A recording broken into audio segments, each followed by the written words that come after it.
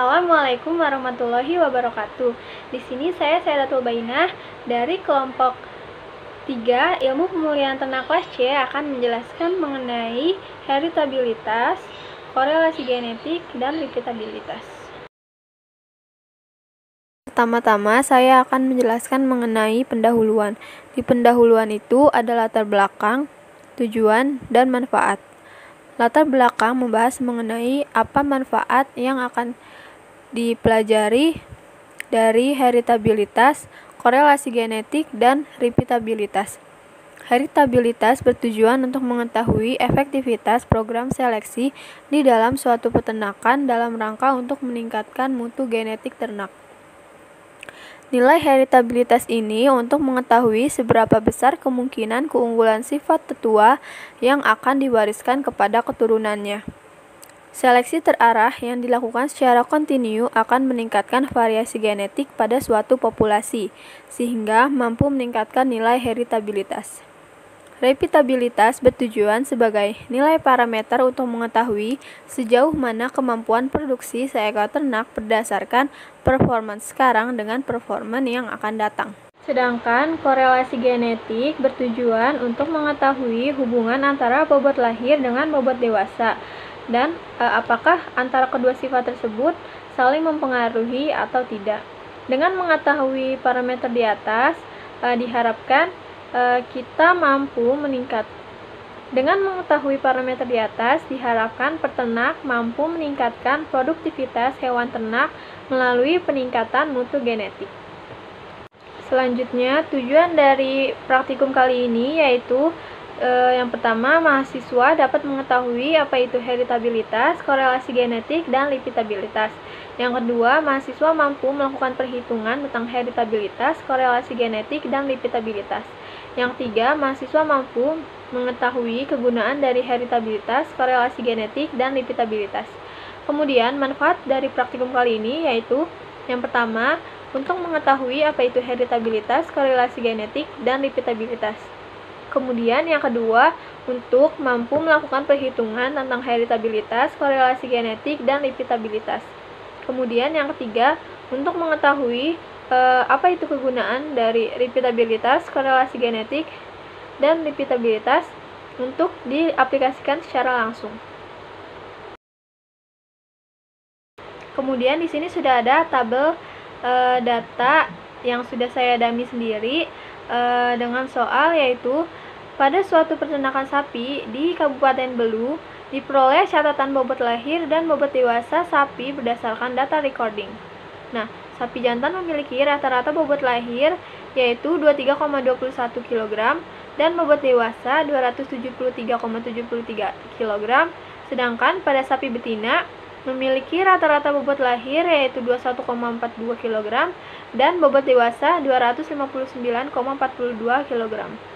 Pada peternakan tersebut memiliki 4 sapi pejantan yang masing-masing mengawini 5 betina dan menghasilkan data pada tabel di atas. Bantulah peternak tersebut untuk mengetahui heritabilitas bobot lahir, heritabilitas bobot sapi, korelasi genetik antara bobot lahir dengan bobot dewasa, serta repeatabilitas antar kelas dan dalam kelas. Yang pertama yaitu kita akan menghitung heritabilitas. Di sini sudah ada rekapitulasi data heritabilitas bobot lahir yang diambil dari betina 1-5 dan pejantan 1-4. Kemudian A kuadrat ini merupakan data yang dikuadratkan. Nah, setelah itu dihitung Y titik-titik ini yang merupakan jumlah kumulatif dari seluruh data, dan Y kuadrat IK ini merupakan jumlah kumulatif dari data yang telah dikuadratkan. Y titik-titik diketahui 472,9 dan Y kuadrat IK diketahui 11.193,2.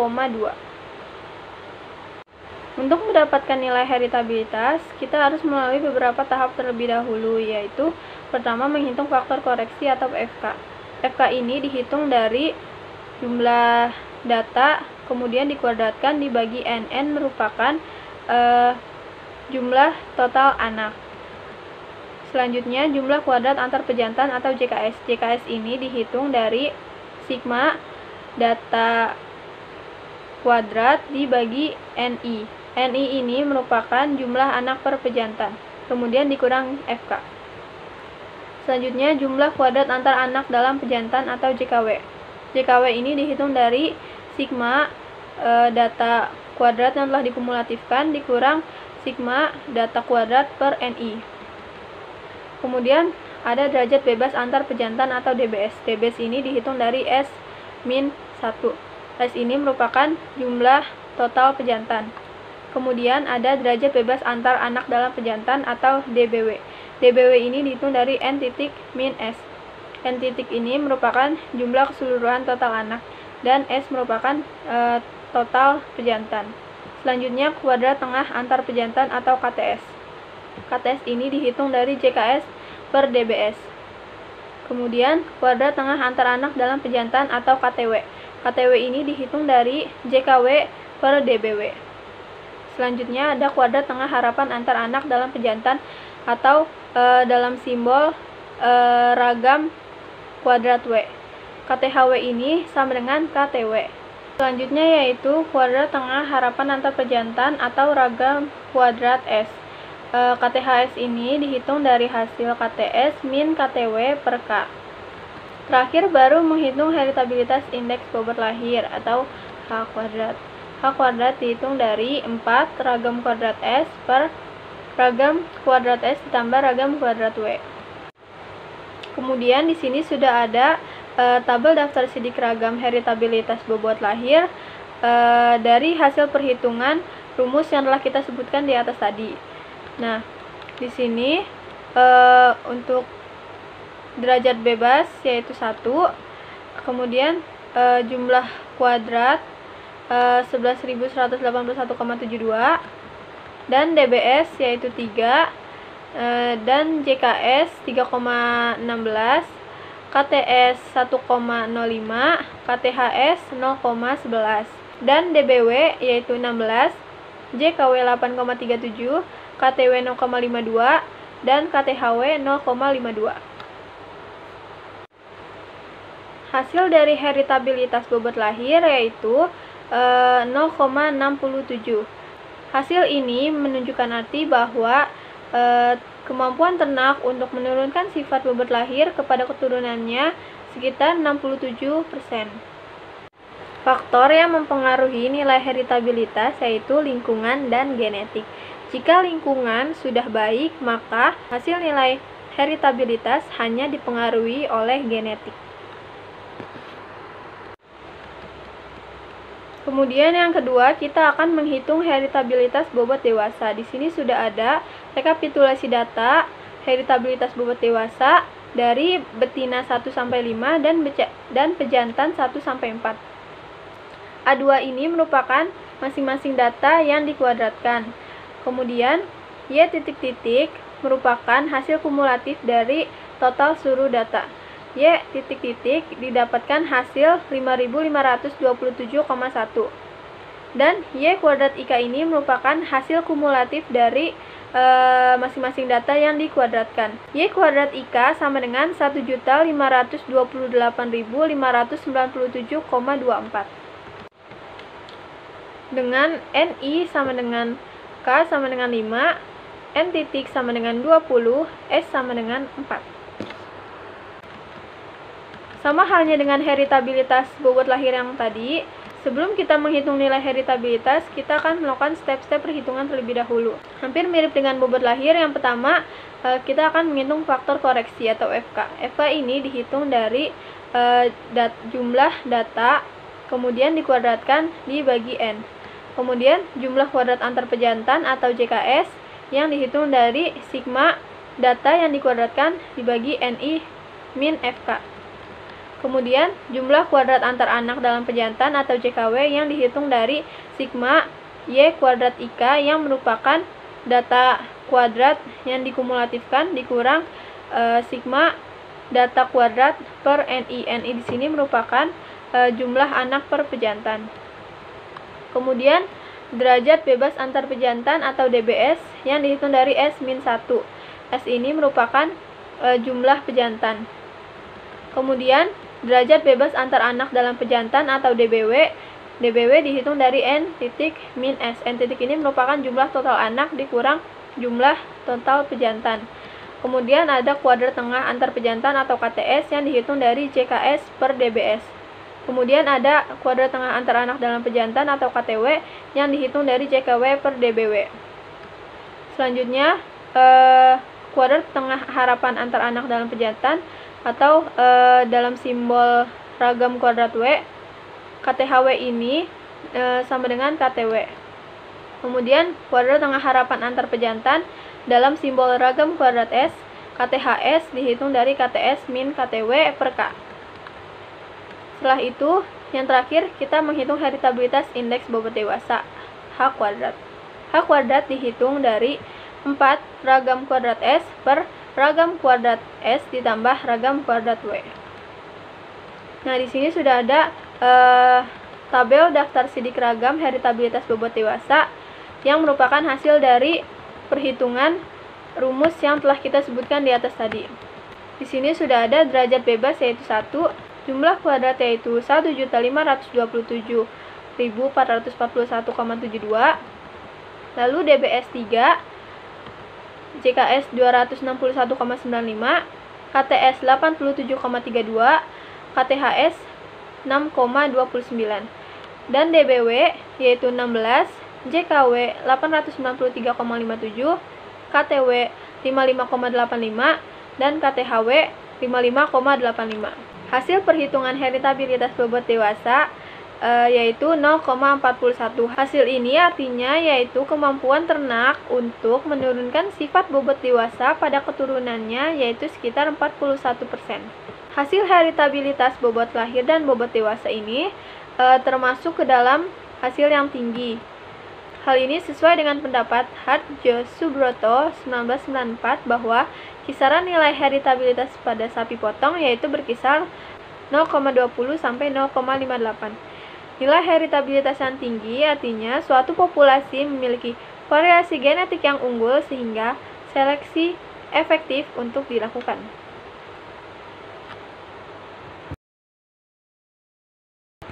Selanjutnya, kita akan menghitung korelasi genetik antara indeks bobot lahir dengan indeks bobot dewasa. Di sini sudah ada rekapitulasi data betina 1 sampai 5 dan pejantan 1 sampai 4. A di sini merupakan data bobot lahir dan B di sini merupakan data bobot dewasa. XY ini merupakan hasil perkalian antara A dan B. Kemudian masing-masing data ini dikumulatifkan. Kemudian di sini sudah ada X titik-titik yang merupakan hasil kumulatif data X dan di bawahnya yaitu Y titik-titik yang merupakan hasil kumulatif data dari Y yang merupakan bobot dewasa, dan di sini sudah ada X titik Y yang dikumulatifkan. X titik-titik didapat 472,9, Y titik-titik didapat 5.527,1, dan X dikali Y kumulatif yaitu 13.000 yaitu 130.801. Dengan NI sama dengan K sama dengan 5, N titik sama dengan 20, dan S sama dengan 4. Sebelum kita mendapatkan hasil korelasi genetik, kita akan melalui beberapa tahap perhitungan terlebih dahulu. Hampir mirip dengan heritabilitas. Yang pertama yaitu menghitung faktor koreksi atau FK. FK di sini dihitung dari X kumulatif dikalikan Y kumulatif, kemudian dibagi N titik. N titik ini merupakan jumlah total anak. Kemudian jumlah hasil kali antar pejantan atau JHKS. JHKS ini dihitung dari sigma XI dikali YI dibagi NI. NI di sini merupakan jumlah anak per pejantan. Kemudian dikurang FK. Selanjutnya yaitu jumlah hasil kali antar anak dalam pejantan atau JHKW. JHKW di sini dihitung dari sigma X dikali Y kumulatif dikurang sigma XI dikali YI dibagi NI. Selanjutnya derajat bebas antar pejantan atau DBS. DBS dihitung dari S-1. S di sini merupakan total pejantan. Selanjutnya yaitu derajat bebas antar anak dalam pejantan atau DBW. DBW di sini dihitung dari N titik min S. N titik merupakan jumlah total anak dikurang S. S di sini merupakan total pejantan. Selanjutnya yaitu hasil kali rata-rata antar pejantan atau HKRS. HKRS dihitung dari JHKS per DBS. Selanjutnya yaitu hasil kali rata-rata antar anak dalam pejantan atau HKRW yang dihitung dari JHKW per DBW. Selanjutnya hasil kali rata-rata harapan antar anak dalam pejantan atau kovarian W. HKRHW ini sama dengan HKRW. Kemudian hasil kali rata-rata harapan antar pejantan atau kovarian S. HKRHS ini dihitung dari HKRS min HKRW per K dibagi K. Terakhir kita hitung korelasi genetik atau RG.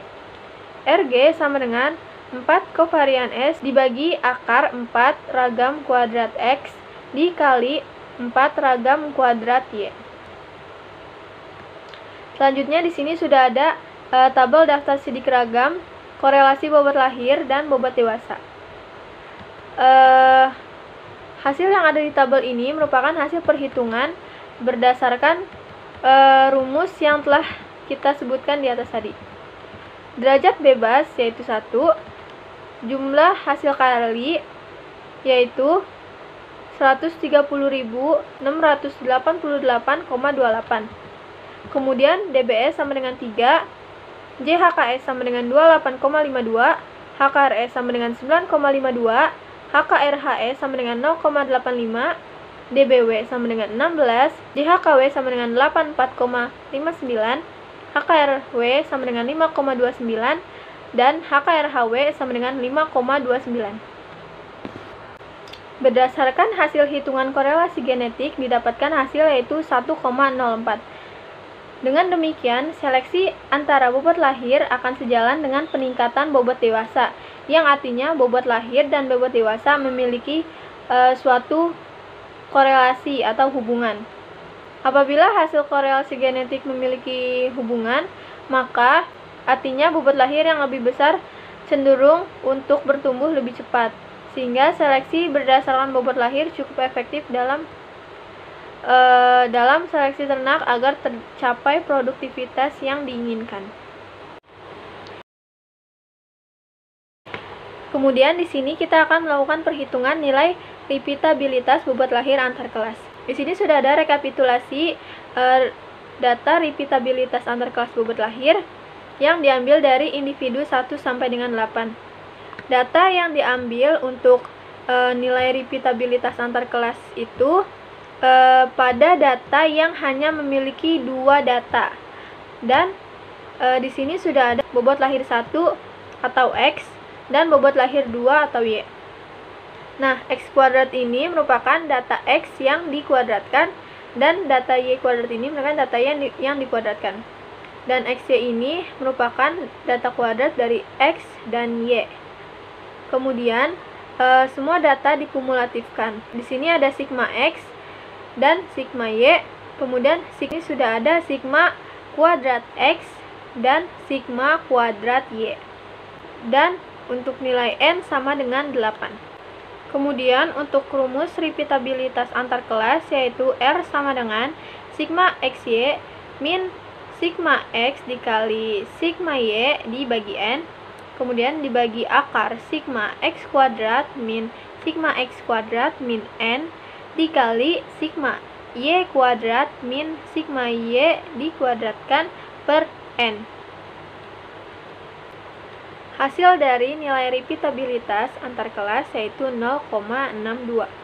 Hasil ini artinya bahwa kemampuan ternak untuk memproduksi pedet dengan bobot lahir yang sama dengan bobot lahir berikutnya sebesar 62%. Selanjutnya di sini kita akan menghitung perhitungan repeatabilitas dalam kelas bobot lahir. Di sini sudah ada rekapitulasi data repeatabilitas dalam kelas bobot lahir dengan individu 1 sampai 12. Repeatabilitas dalam kelas ini diambil apabila data yang diketahui lebih dari 2. Nah, di sini sudah ada bobot lahir 1 atau X, bobot lahir 2 atau Y, dan bobot lahir 3 atau Z.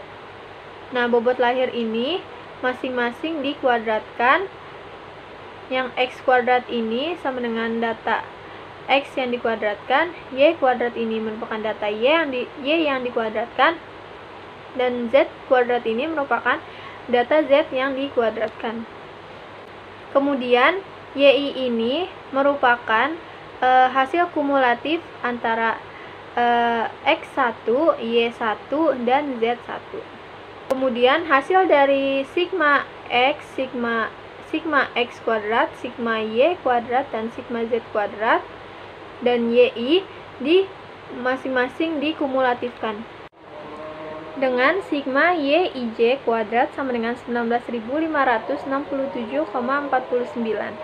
Sigma YIJ kuadrat ini merupakan jumlah total seluruh data yang dikuadratkan, dan K sama dengan MI sama dengan 3. K dan MI ini merupakan banyaknya ulangan data, dan M sama dengan 36. M merupakan jumlah total seluruh anak. N sama dengan 12 yang merupakan total individu. Untuk menghitung repeatabilitas bobot kelas sama halnya dengan heritabilitas dan korelasi genetik.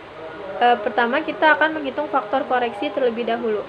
FK dihitung dari total sigma YI yang dikuadratkan dibagi M. Kemudian jumlah kuadrat antar individu atau JKB. JKB dihitung dari sigma data yang dikuadratkan dibagi MI. MI di sini merupakan banyaknya ulangan data dikurang FK. Kemudian jumlah kuadrat pengukuran dalam individu atau JKW.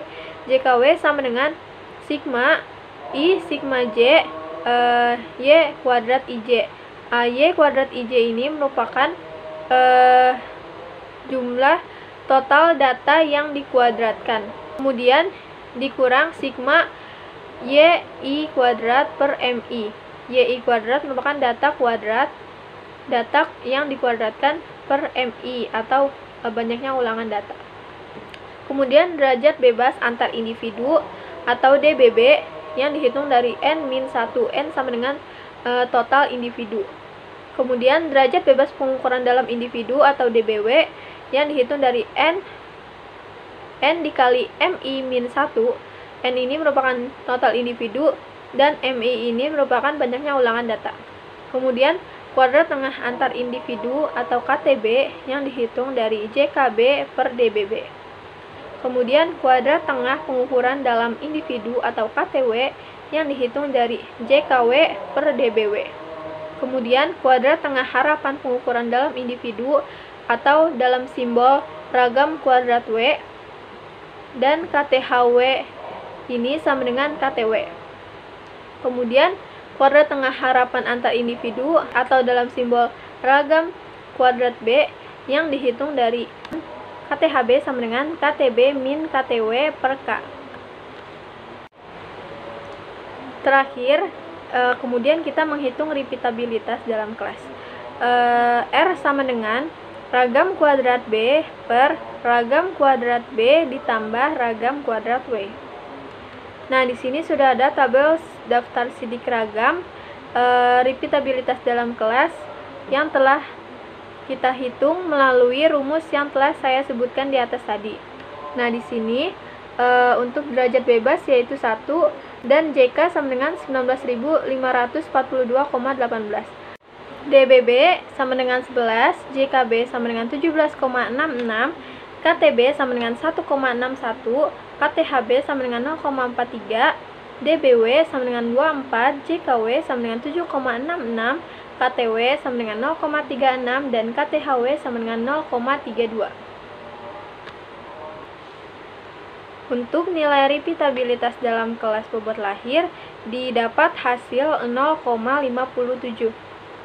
Arti dari nilai ini yaitu bahwa kemampuan ternak untuk memproduksi pedet atau keturunan dengan bobot lahir yang sama dengan bobot lahir berikutnya sebesar 57%.